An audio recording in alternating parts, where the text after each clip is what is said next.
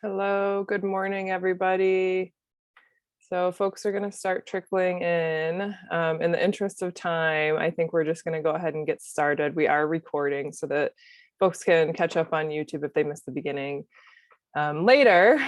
So welcome everyone to the first session of our last day of the Archival Researcher Network kickoff event sponsored by Porta Sophia, the Psychedelic Prior Art Library. And today I'm very pleased that we have David Casimir, who's one of our resident patent attorneys on the Porta Sophia team and one of the founders of Porta Sophia. He's going to give a little bit of a spotlight talk about the importance and kind of the stakes of archival psychedelic research for prior art and patent law, and talking about a case study related to mescaline. And I'll just briefly introduce Dave and kind of pass it over to him. So David Casimir is a patent attorney with Casimir Jones, an intellectual property law firm that specializes in biological and chemical technologies. David has a bachelor's degree in cellular and molecular biology from the University of Michigan, a master's degree and PhD in biochemistry from the University of Wisconsin, and a law degree from Stanford University. In addition to his legal practice, David teaches at the University of Wisconsin Law School and has guest taught courses at the University of Wisconsin Business School and the University of Michigan School of Pharmacy. David is a board member of the EHE Foundation, which is a rare cancer organization supporting research and patient services, and the ISMUS Project, which is a subsidiary of UW Health focused on innovation, and is an advisory board member for the University of Wisconsin Law School Law and Entrepreneurship Clinic. David is also, like I said, one of the co-founders of the Psychedelic Prior Art Library, Porta Sophia. And again, we're so happy to have him here today. I was speaking about this yesterday in one of the Ask Me Anything sessions, but I think something that we come across a lot is this expertise issue, right? It takes a lot of expertise to know what to do to kind of push back on some of the things we're seeing in the patent landscape. And as you can hear from his bio, this sort of super expertise in science and law is what makes David a really big asset for Porta Sophia and really kind of moving this engine forward. So I'm really excited to hear him speak today. So I'll pass it to you, David. Yeah. Thanks for having me. So we're going to talk about a specific case study related to mescaline. But before diving into that, I want to give a little bit of background.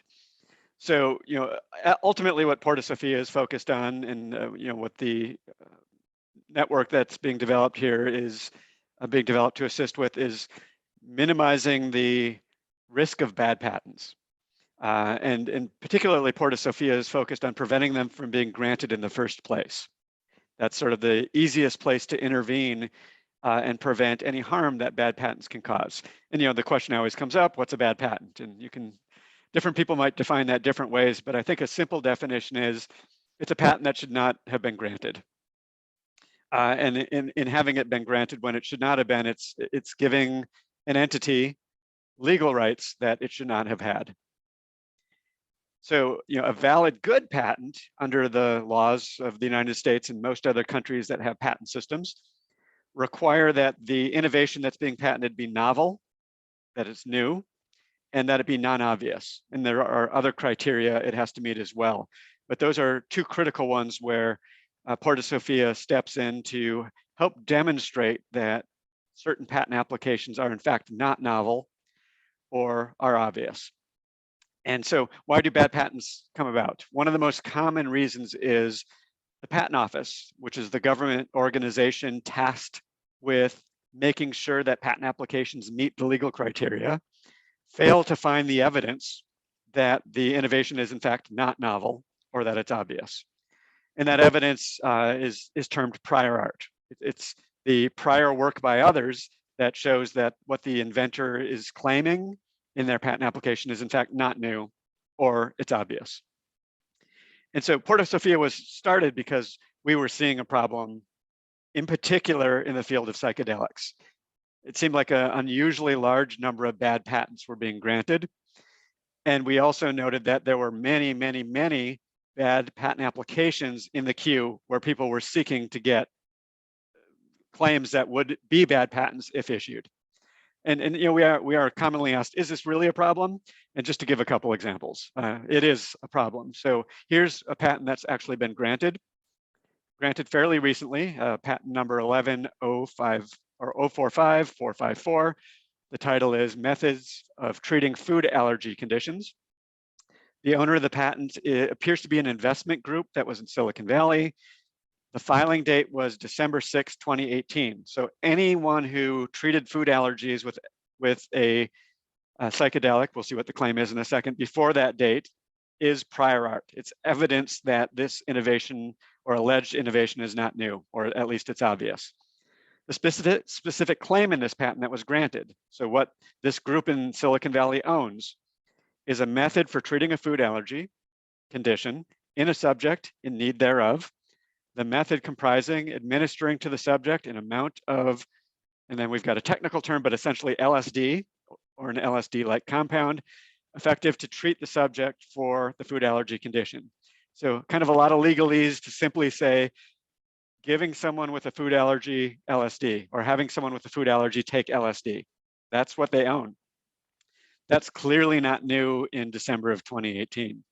And in fact, just logic tells us how many millions of people have taken LSD before 2018.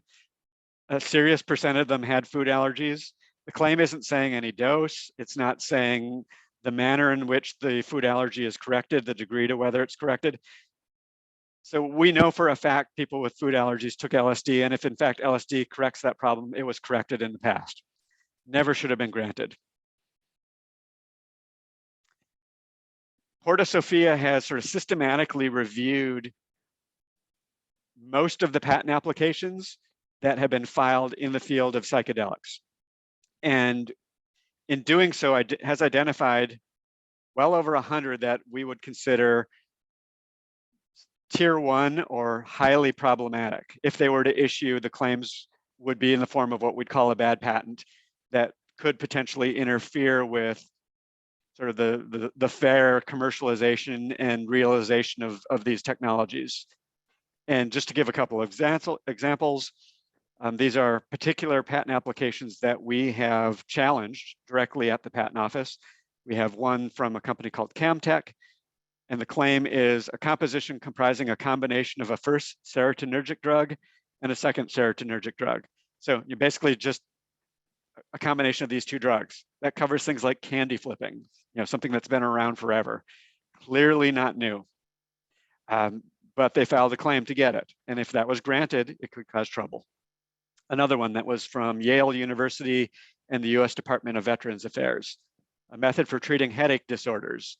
The method comprising administering an effective amount of a composition comprising a psychedelic, any psychedelic, to an individual in need thereof and treating the headache disorder. So it's sort of the food allergy version we saw before, but now we're treating headaches with any psychedelic. It's just simply not new at the date this was filed. Another one that's got a lot of media attention is Compass Pathways, filed an application broadly claiming a method for treating depression in a subject in need thereof. The method comprising administering an effective amount of psilocybin or an active metabolite thereof to the subject. Again, very broad claim to a broad class of patients where they get psilocybin, and it's not new. So just some fairly prominent examples out there of things in the queue where people are seeking claims where if the patent office fails to find the prior art, these might get granted, which would be problematic. Now, in some cases, the prior art is very easy to find. So for example, with the Compass Pathway patent, you can just do a simple search in government databases. This is the Pubmed NCBI database. I typed in depression and psilocybin, and this reference pops up that predates the Compass Pathway patent application. Psilocybin with psychological support for treatment-resistant depression. It just lands right on top of it. So this one's easy to find prior art. However, sometimes the prior art is not so easy to find. And so this is another case we haven't challenged yet, but it's in our queue. And it's one we've done some early investigation on. It's a patent application from an entity called SW Holdings. It was filed July 4th, 2019. So anything prior to that is prior art and is evidence that it's not new. The claim's a little wordy, and we'll strip it apart a little bit, because when we strip it apart, we'll see it's not actually saying very much. So the claim is to a metered dosing formulation comprising an amount between, and this is actually a typo in the claim on the Patent Office website, it should be mcg for micrograms, 720 micrograms to 8.4 grams of one or more psychedelic compounds from a class of mescaline-related compounds with any one or more of a preservative, a buffer, a chloride salt, a polymer, a carbohydrate, a solvent, a terpene, a surfactant, a liquefied gas, a solvent, again, or a combination thereof. So it's kind of wordy, but let's strip that claim apart because it doesn't say much. So, you know, someone looking at this claim might think, well, what is this stuff they're adding to it? It's a mescaline-related compound, and then one of these other things. Are these special things? Did they do something really creative or inventive here? The answer is no. So, for example, a solvent, which oddly enough appears twice. I'm assuming that's a typo. When you read the patent application, a solvent includes things as simple as water. Okay, so, and you just need one of those things. So if you have water and a mescaline-related compound in that dose range, the claim covers it. Now, when they say mescaline-related compounds, is that something special? Did they modify mescaline in some way to come up with a new molecule? Again, we look at the patent application for a definition, and they say mescaline, or salts or isomers thereof, or extracts of peyote, so the natural form from various sources, herein are referred to mescaline-related compounds. So they've defined it as mescaline, just as we know it as a chemical structure, including the forms from natural substances. So it's really broad. They're just claiming mescaline as it's been known forever.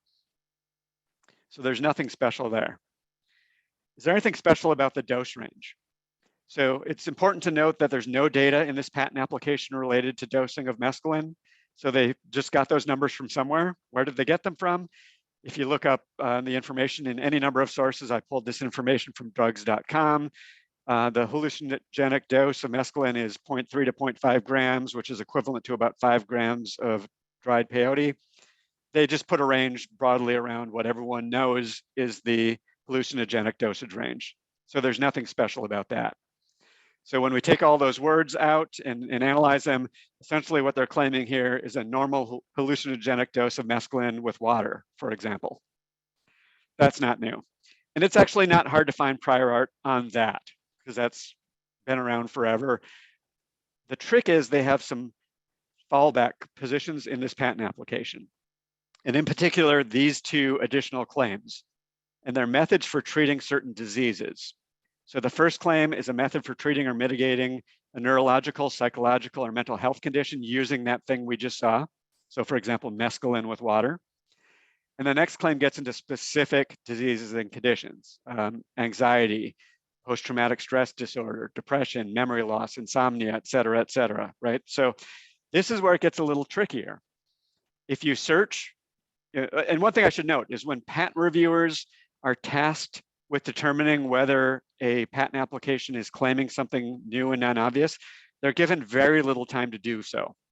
So they try to be very efficient with their searches.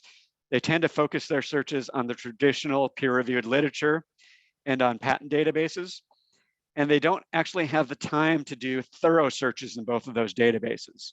So if you say took depression from claim 24 here, and did searches in the Pubmed NCBI database looking for peer-reviewed literature, and you search for mescaline plus depression in the title of articles, you get no hits. If you search for mescaline and depression anywhere in the title or the abstract, you get some hits, but they're all after 2021, which is too late in time to be prior art against this patent application. So it turns out if you do some deeper digging, you actually find peer-reviewed literature, especially from the 1960s that cover this topic. But if you're doing kind of quick searches, it's hard to spot it. And if you do broad searches, you get like 1,200 hits. And the patent reviewers don't have time to go through all of those. So there's a chance they'll miss it. If you search the patent database and you search for mescaline plus depression anywhere in the title or abstract of the patents, you get no hits that predate their application. So the classic places the patent office looks for this material, you don't find anything, or you don't easily find anything. So this is where detective work comes into play. And patent examiners generally don't have the skill set or knowledge in the psychedelic field of where to look to do this detective work. And this is one of the primary reasons we created Porta Sophia, is to create a database where we do the detective work and make it easy for them to search for these things and find them. And a lot of the evidence for things like this show up in archival sources.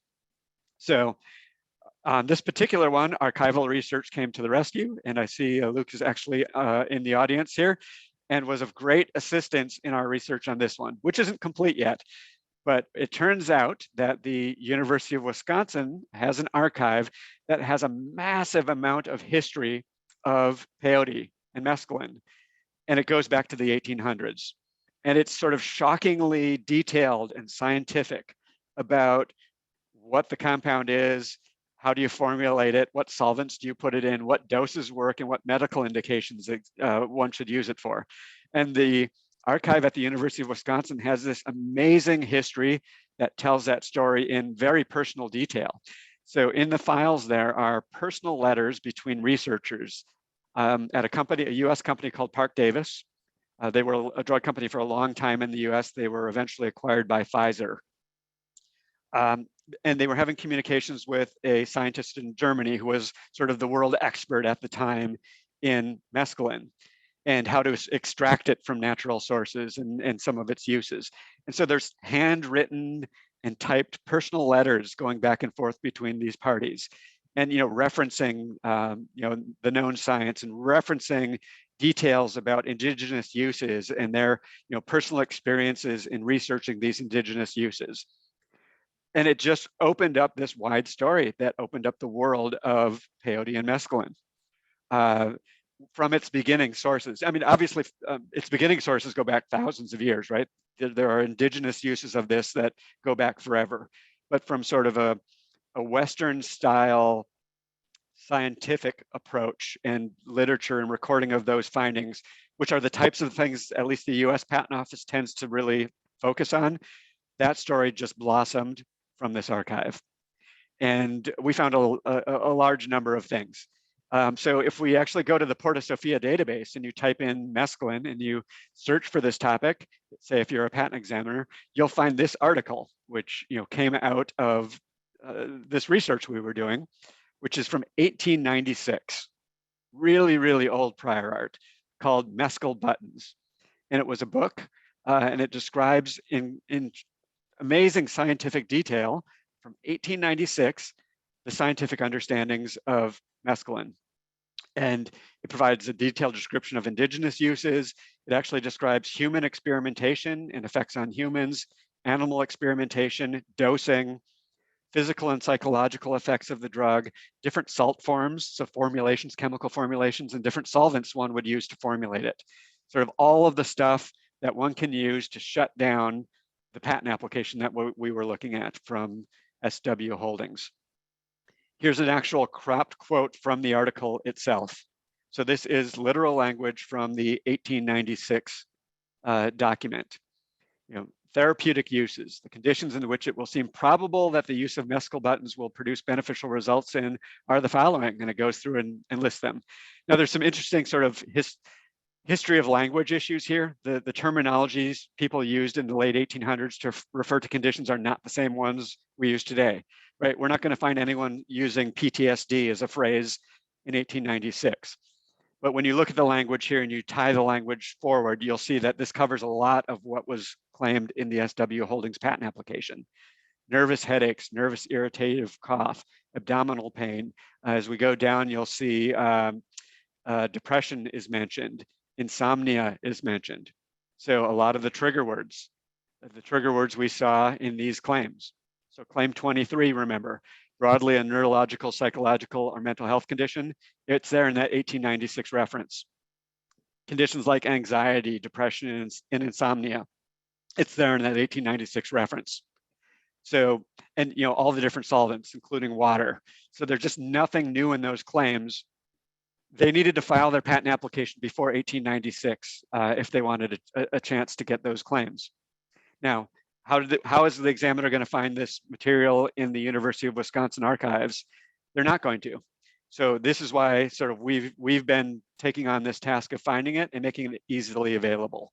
All they need to do is go to Porta Sophia, type in mescaline, type in depression, for example, and they're going to get the 1896 article popped up right in front of them. So that's basically sort of the summary of the story of how this approach works, how we can find things in these archival sources, and how, everyone who's listening to this talk and everyone who wants to get involved can help assist with finding these things. As I mentioned, there are hundreds of patent applications we've identified that are potentially problematic. We start off by looking for prior art in the traditional places. Oftentimes we find it, but then there's times we don't. And it does take hours of detective work and connections and understandings of where materials are to be able to do this deeper dive in archival sources to find these more challenging bits of prior art. And so I'll stop there. I'm happy to talk a lot more about some of the other experiences we've had, but I thought it might be worthwhile to take the rest of our time to make this more of a conversation where the audience is kind of directing the conversation. So let's see, do we have any questions in chat here to start off with?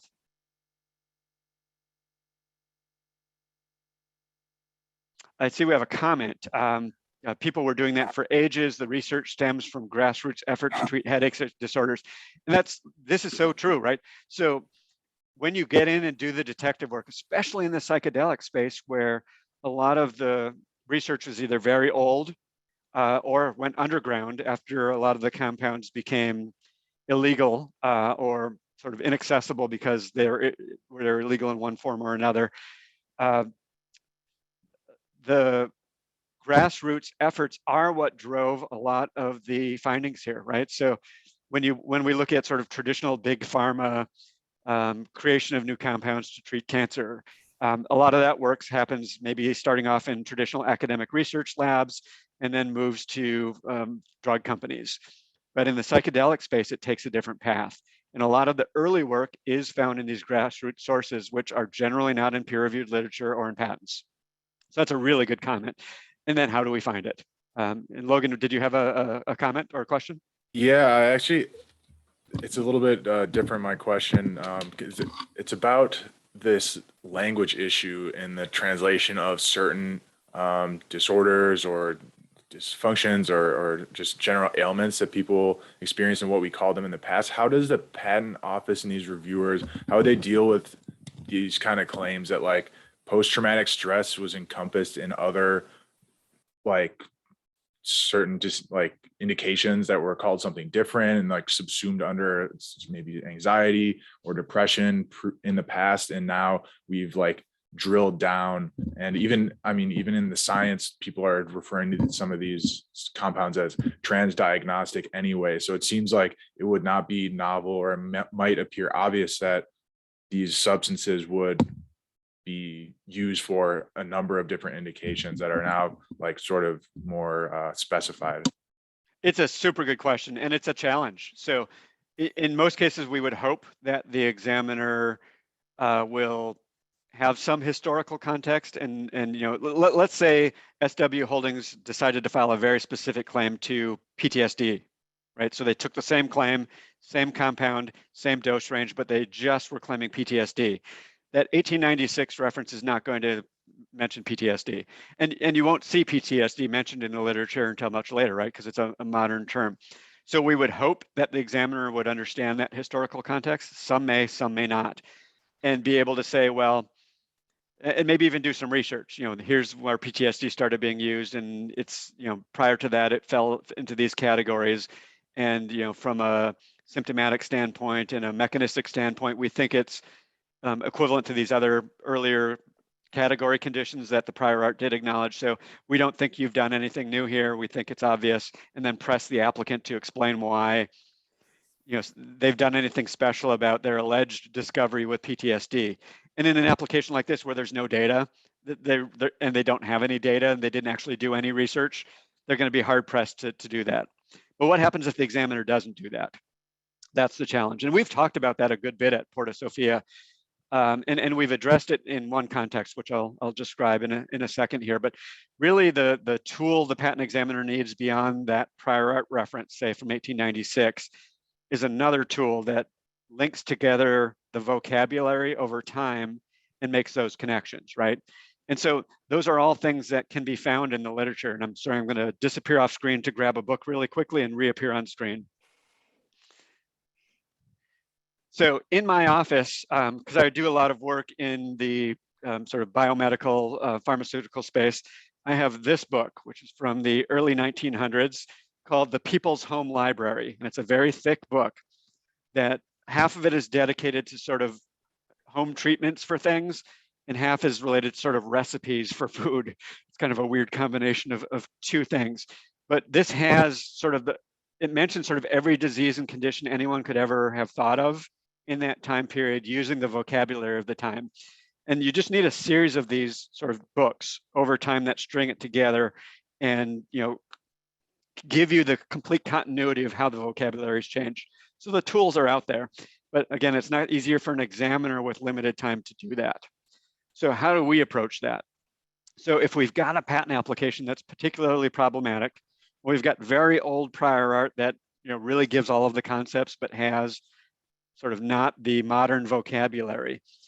We've generally, on the worst case offenders, done something called filed third-party comments to the patent office. So any citizen in the world, if they see a bad patent application at the patent office, has the right to turn over to the patent office prior art directly to the examiner handling that case and say, look at this, you know, when you're reviewing this, you go ahead and do your searches and go ahead and like do your research, but we're going to make it easy for you. Start with this. And you hand them the prior art. And when you do that, you can hand them not just sort of the original key prior art reference, say from 1896, but you can hand them some of the other references that tie together the vocabulary. And so, you know, for PTSD, for example, what we would do in that case, if we were challenging this one, is give the core prior art, probably the 1896 reference, but also probably a number of them from the 1960s that actually, and then there are some, we might be able to actually find references that use the more modern vocabulary, but if not, we would link the vocabulary together with other literature. And then the way we typically do these third-party submissions is we put in a claim chart. And what that is it's a table where on one side is the claim language, and on the other side is the language from the prior art and the citations.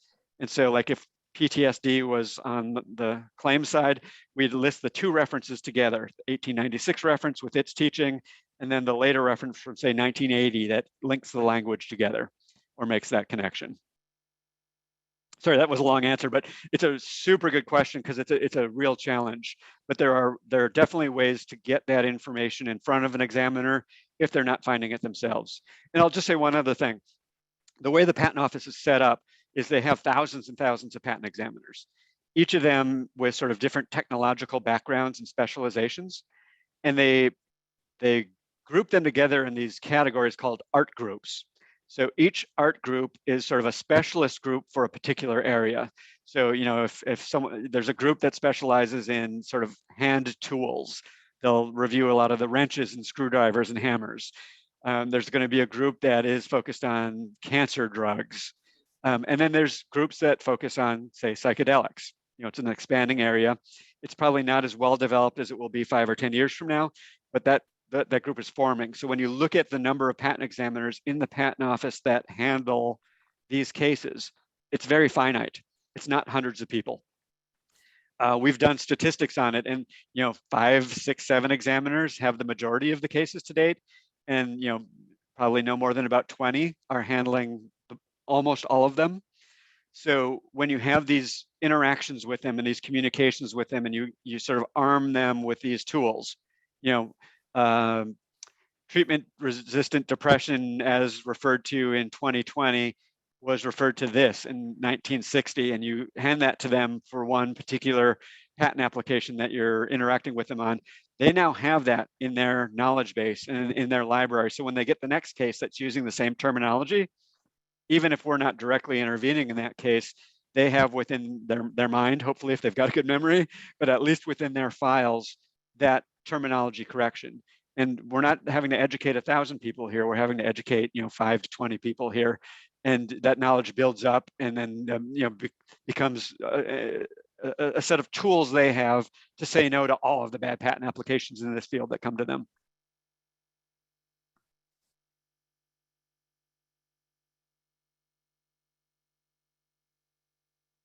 And I got a comment from Luke saying amazing book. I don't know if that's referring to the 1896 one or the People's Home Library, but it's interesting. The People's Home Library is not something I sort of acquired off of eBay or anything like that.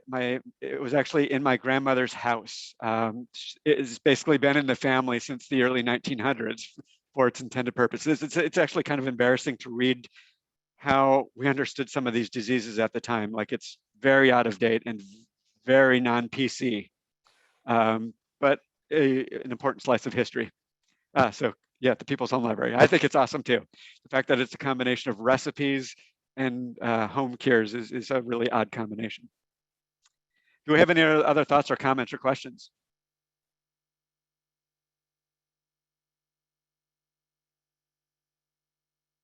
I'll go again if.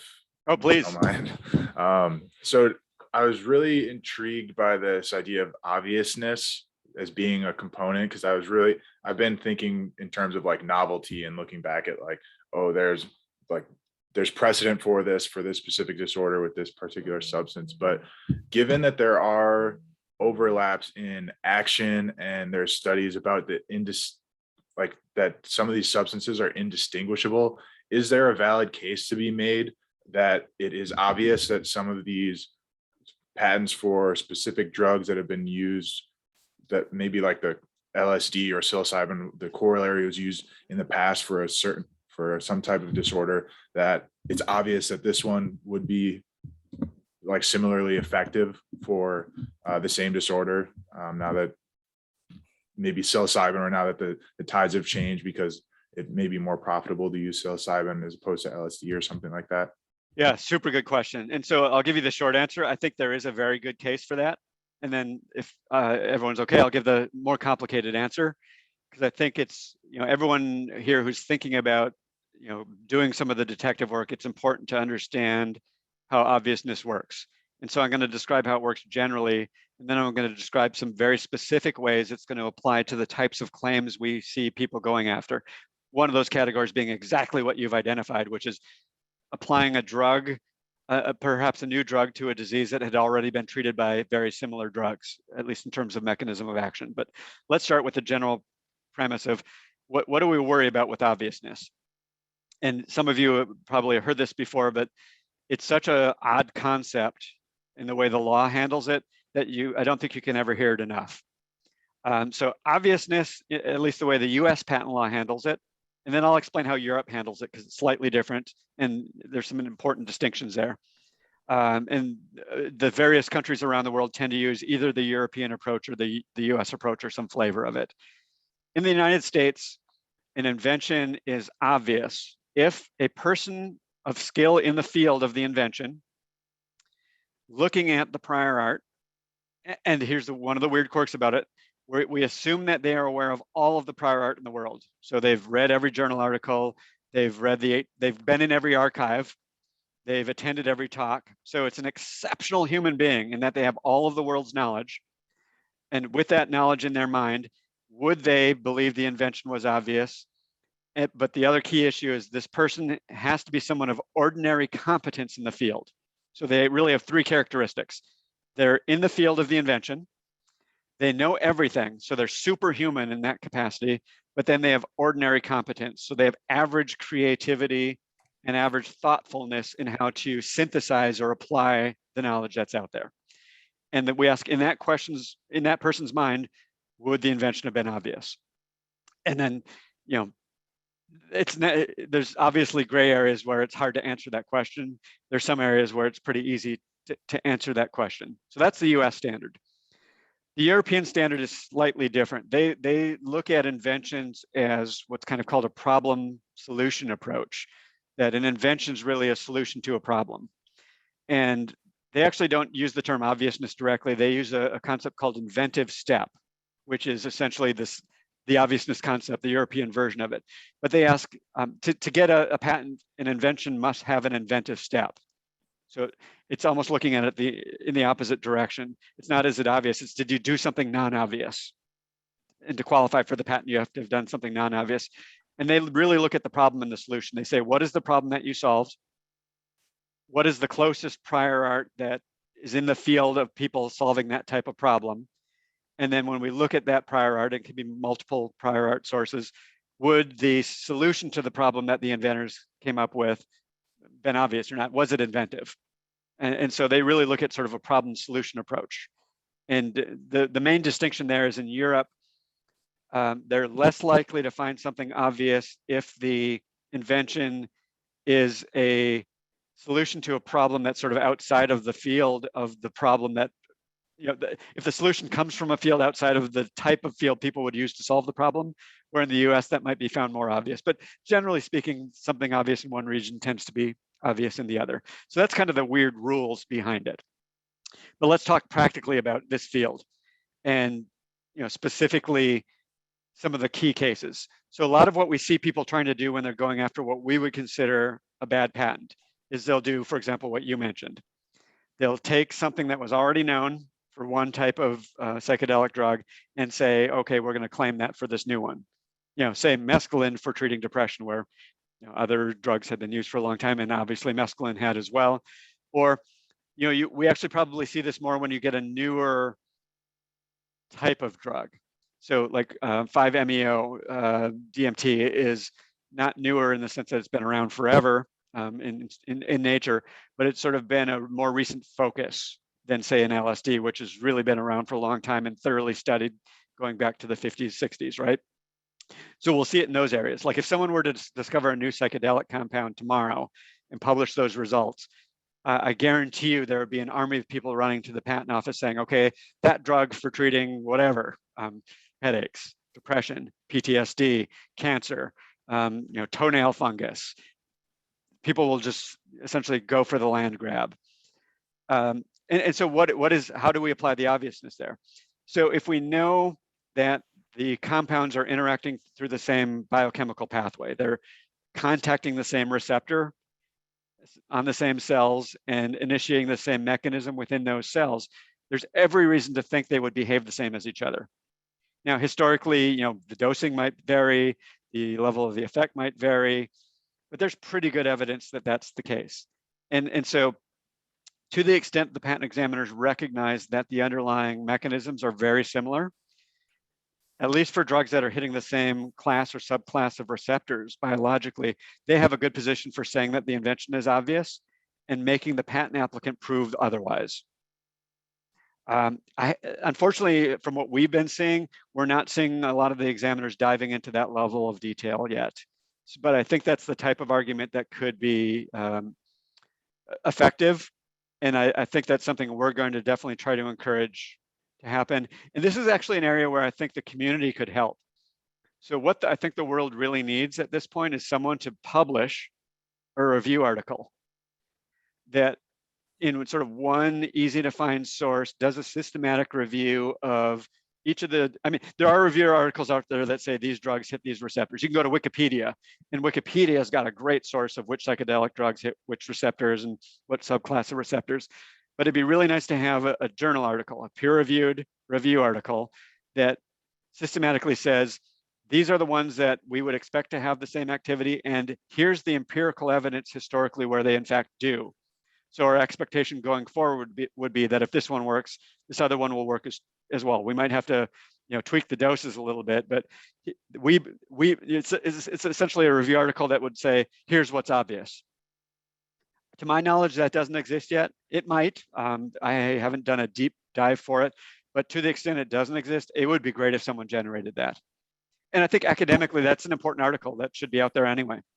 I found an old one in our exercise the other day, comparing LSD, mescaline, and psilocybin, pretty much along those same parameters as far as like doses and subjective effects as well. But okay. absent the like neurochemical pieces, so that could be one to potentially mark.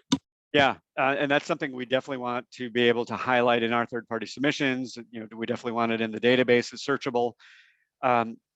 But if we, to date, the battleground we've been seeing has generally been on the novelty piece. Like a lot of these bad claims can be knocked out for novelty, and so the battles are being waged at the novelty level. I think that if we're successful at our process here, we're going to end up maybe a year from now in the obviousness battleground, where the patent applicants are essentially going to be out-trained by the examiners by having these tools like Porta Sophia and having these direct communications with them, where they're going to not have success with the super broad claims and they're going to go to these secondary layers. And then I think we need to be really proactive about making sure we're staying even or ahead of that process by giving the examiners all the tools they need for obviousness. So far, it doesn't look like that's where the battles are happening, but your instincts are really good because I think we're going to end up there. Let me just give it another example of where sort of obviousness comes into play. Dose ranges and formulations. This is one of the tricks people have played in the pharmaceutical industry for years, not just in the psychedelic space, but all other spaces. Is, there'll be clear prior art out there on a compound for a particular medical use, and their attempt to get a patent either to extend the life of a drug they already had patented that's about to expire, or to try to get value in the field that they weren't originally in, is to play games with formulations and doses. Maybe it was originally in water and they argue, well, now we're using water with 10% ethanol. Maybe the original dose was 1 to 10 grams and they find out that 0.5 grams is efficacious and they file a patent on sort of a lower dose version of it. And obviously we see this in the psychedelic space. There's a number of patent applications out there claiming some version of microdosing to treat a disease or condition that's well known with a compound that's well known. Their only hook is the microdosing. In general, the Patent Office has historically been skeptical about number ranges. And this is in every context. So this applies to doses, it applies to lengths, heights. If the prior art has a range, say 1 gram to 10 grams, and the invention is saying 0.5 grams, in general, the Patent Office's view is, well, that seems like something that would be obvious to try. It's obvious to do anything sort of above and below the normal ranges that people have articulated. The default position is it's obvious. You explain to us why that was special or unpredictable or surprising in some way. And it's possible to get a claim to say 0.5 grams if the normal dose was 1 to 10 grams. But generally, you need something really special. You need to show that the field would have thought that wouldn't have worked.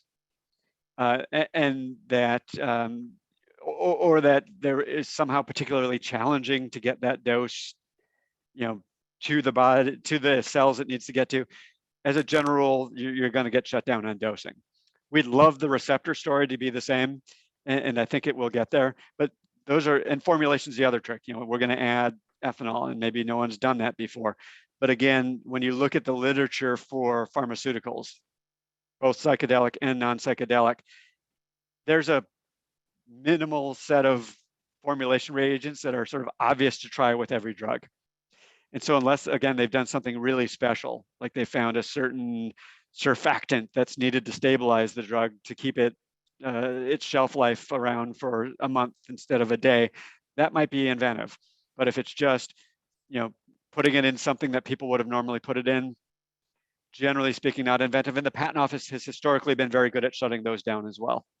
So I'm probably most concerned about the new drug for a known disease, even though the mechanism is the same. The question you raised is probably the biggest concern among the types of obviousness situations we'd run into there.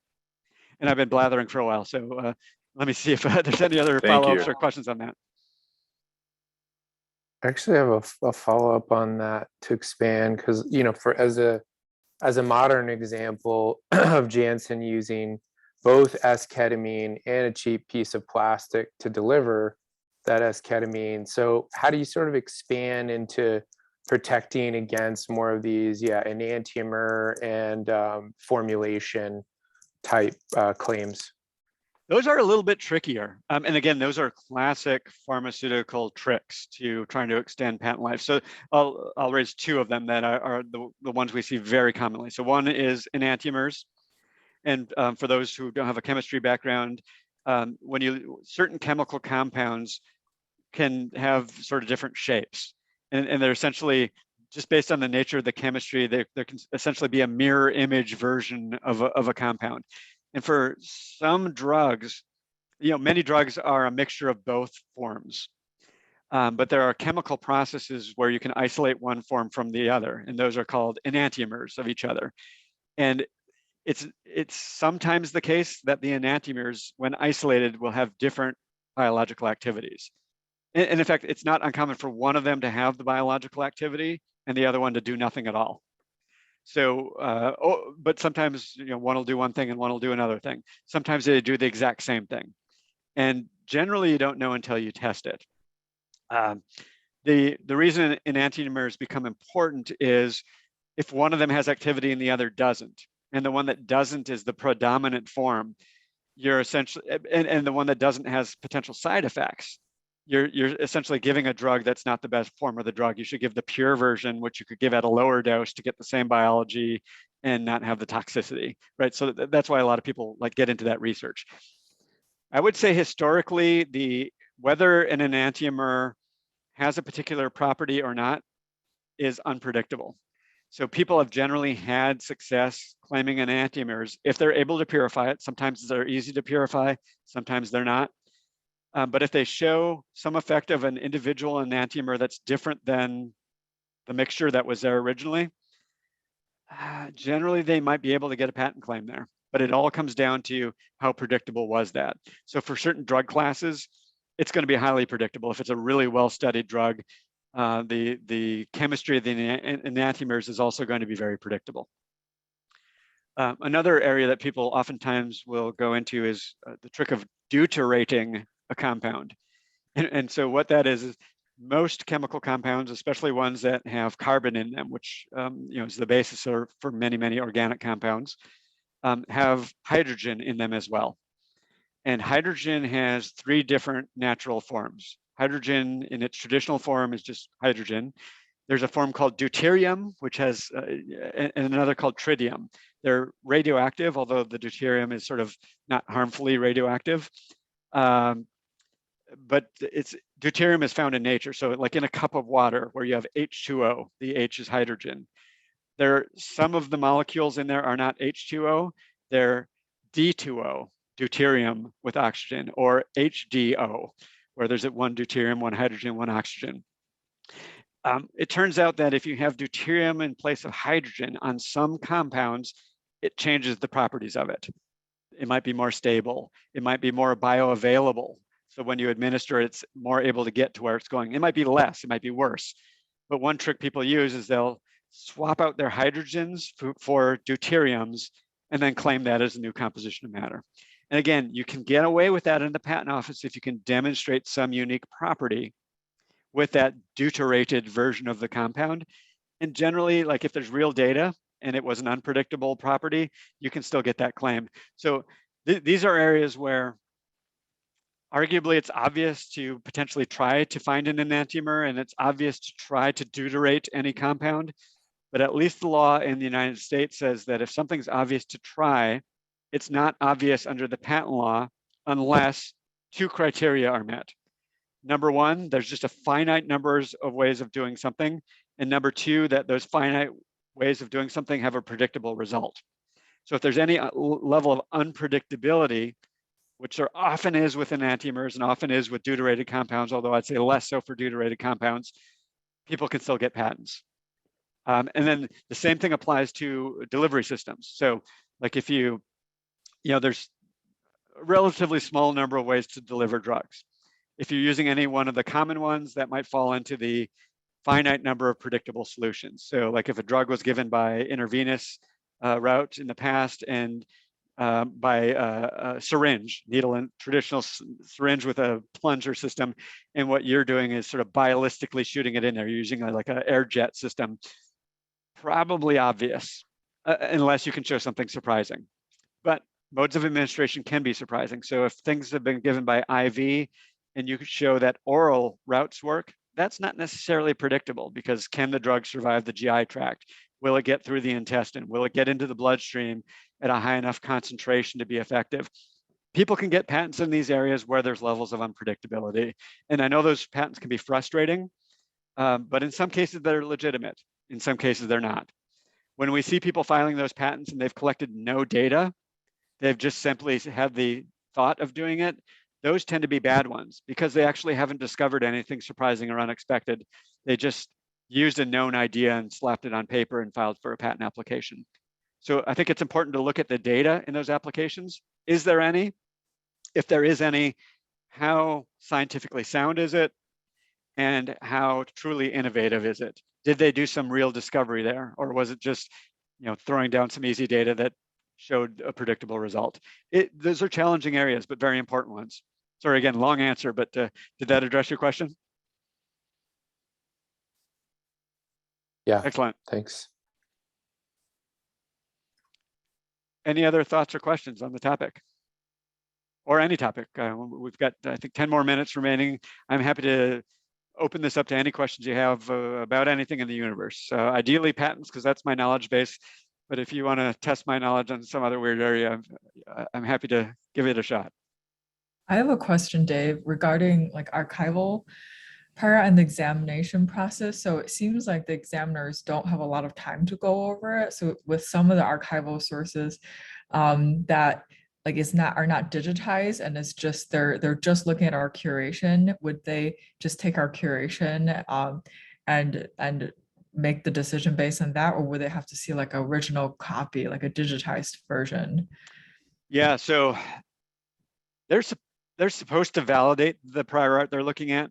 So like, well, let's say we did the, People's Home Library. It's a really thick book.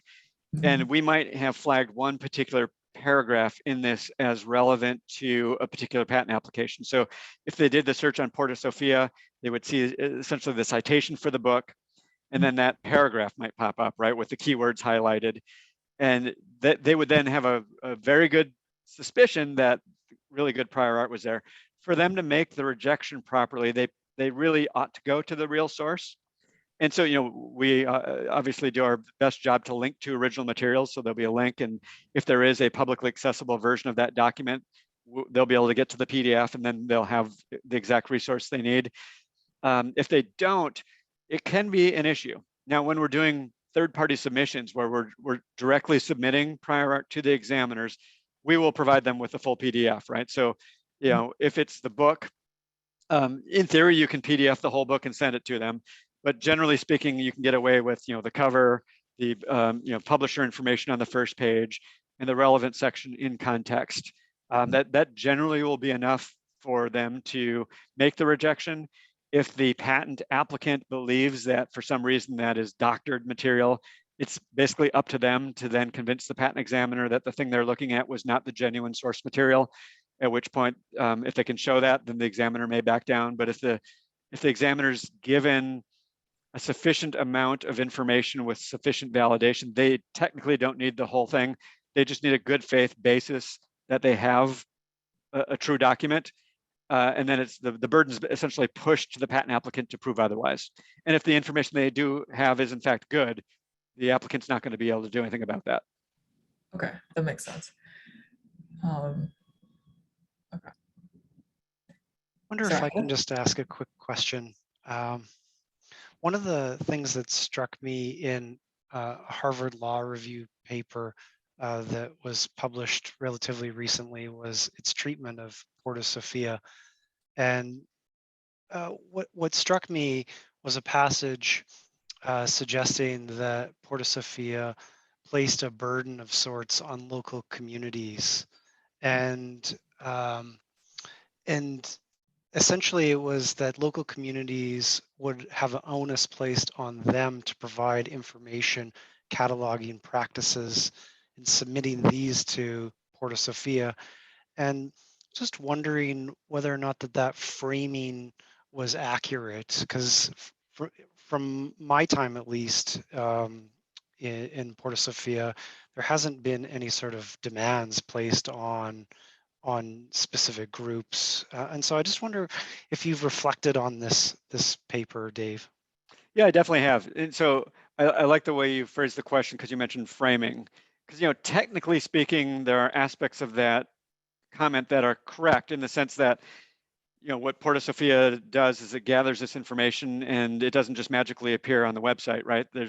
We're relying on a large volunteer network, and in some cases paid employees, paid by donor money, to gather and make accessible and provide this information. So work has to be done here. But I think the frame, I definitely like the word framing, because what I think this is not putting demands on anyone, but creating a a service, a public service, and asking those who are interested in helping to help gather this information for the public benefit. And I guess that's the way I would frame it. So there is in a perfect world, we wouldn't have to do this. The Patent Office would recognize a specific problem here. They would create some internal systems. They would pay to have this done themselves. In some cases, Congress would recognize the problem and change the federal patent laws to accommodate some of the special quirks in this area. But none of that, practically speaking, is going to happen, at least not in the short term. And we have a short term and maybe a longer term problem here that needed to be addressed. And we really were careful about thinking about how to address this. And this community that's been developing seemed like a great way to do it, because we believed, and it's turned out to be true, that people volunteering their time and their energy and their efforts based on their personal motivations and desires to help in this field would be sufficient to do the work needed to significantly reduce the problem that was identified here. And that's turned out to be the case so far. And so I wouldn't ever use the word burden in framing this. What I would say is this: we've created an efficient structure for people to use the motivation and energy they have to help this field move forward in a productive way. And I think, at least every communication I've had with everyone who's been involved in the process, it's been an uplifting and enjoyable process where people are feeling good about what they're doing.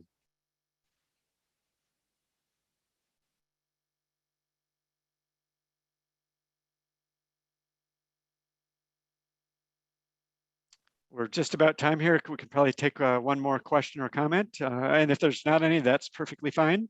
I got to give a speech, and it's always nice to end on a speech as well, but I'm certainly happy to answer any other questions. All right, I think we're wrapped up. Well, thank you all for attending, and thank you for your interest in this topic. As you can see, this is a community effort, and we very much will enjoy having you as part of the community as much as you're willing to be part of it. And I'll just hop in and say thanks so much, Dave. That was really wonderful.